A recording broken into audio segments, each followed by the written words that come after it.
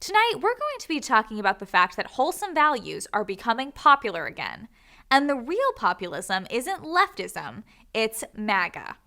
The establishment leftists have no shortage of disparaging remarks to describe MAGA republicanism and its international incarnations in places like Italy, the UK, and the Netherlands.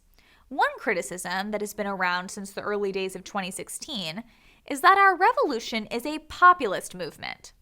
It's a curious choice of words as it links MAGA republicanism to the concept of popularity. It feels less like a criticism and more like sour grapes, as if the left has been conceding all along that neither they nor their ideas are widely accepted. But hold on, isn't the left's entire self-image about being the de facto mainstream choice? Listen to their arguments for censorship and political oppression, and they are all founded on the assumption that what they think and believe is what's widely recognized as the baseline for what's normal and acceptable. Anyone who deviates to the right of these gets shut down, canceled, imprisoned, deplatformed, debanked. Their ideas aren't dignified with debates because they're too extreme. They're beyond the pale. Leftism simply cannot be challenged in any way because everybody knows it's the only path. But that also means that as time goes on, the unchallengeable ideas of leftism only become more confusing and self-contradictory. But at the very least, its followers claim it's popular.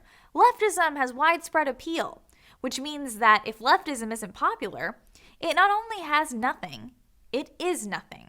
It loses all authority and respectability.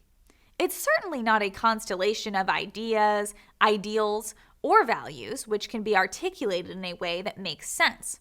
So which is it, leftists? Are you popular, or are your political opponents popular?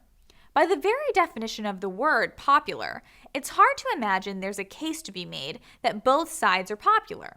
And if you can make that case, you have to justify why conservative populism is bad, while leftist populism is good. And no one has done that. The concept has not been approached at all.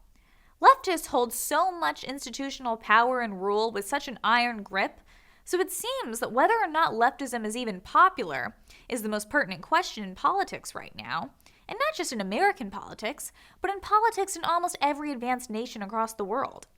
The left is the undisputed owner of nearly every locus of institutional power: government, media, law, medicine, education, big tech, Wall Street. Even where they intersect with traditionally conservative institutions, such as the church or the military, leftist influence is becoming more dominant by the day. It is because the left has all these institutions under its thumb. This enables them to be so dismissive about dialogue and debate in the first place.